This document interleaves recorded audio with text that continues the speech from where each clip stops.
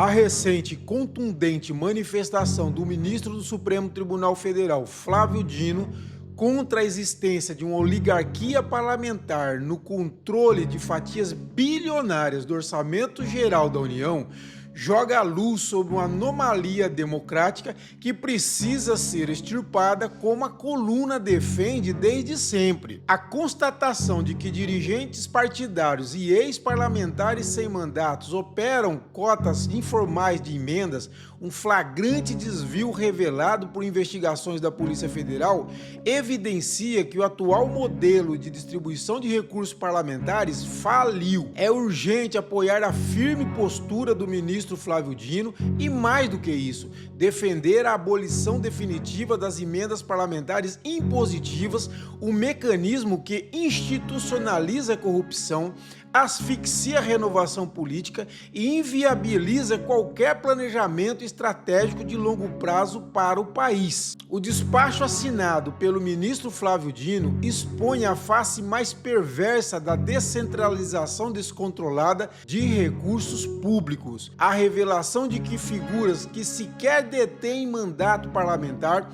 como Valdemar Costa Neto e Eduardo Cunha, sabidamente dois marginais da política, exerciam controle informal sobre emendas de comissão, ilustra como o dinheiro do contribuinte foi privatizado. Ao pulverizar bilhões de reais em milhares de pequenas transferências sem critérios técnicos de viabilidade, o sistema de emendas cria um terreno extremamente fértil para desvios, superfaturamento e acordos de balcão. O controle da execução orçamentária, que deveria servir ao desenvolvimento coletivo, tornou-se moeda de troca e combustível para esquemas de corrupção que drenam a saúde, a educação e a infraestrutura dos municípios. Além dos prejuízos éticos e financeiros, as emendas impositivas agem como um poderoso mecanismo de distorção eleitoral. Ao garantir aos parlamentares incumbentes o poder de inundar suas bases eleitorais com verbas públicas às vésperas de eleições,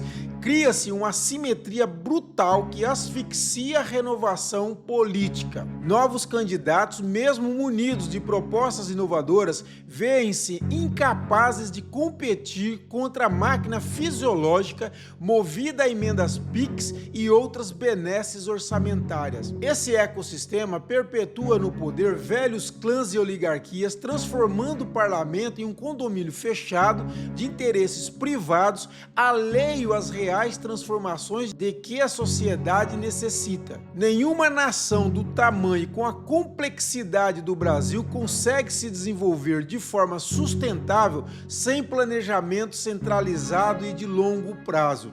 A proliferação de emendas parlamentares fragmentou o orçamento federal, retirando do executivo a capacidade de coordenar grandes obras estruturantes de interesse nacional. Em vez de rodovias integradas, portos modernos e investimentos robustos em ciência e tecnologia, os recursos são pulverizados em projetos locais desconexos, muitas vezes sem qualquer estudo de impacto social. O país abdica de seu futuro para alimentar o varejo da política localista, tornando inviável qualquer projeto de nação. A firmeza de Flávio Dino ao classificar a transferência de emendas a terceiros como uma aberração constitucional deve ser o ponto de partida para um debate mais profundo. Não basta apenas exigir transparência e rastreabilidade. Embora essas medidas sejam urgentes, é preciso reconhecer que o próprio conceito de emendas parlamentares impositivas, que retira do Estado a capacidade de planejar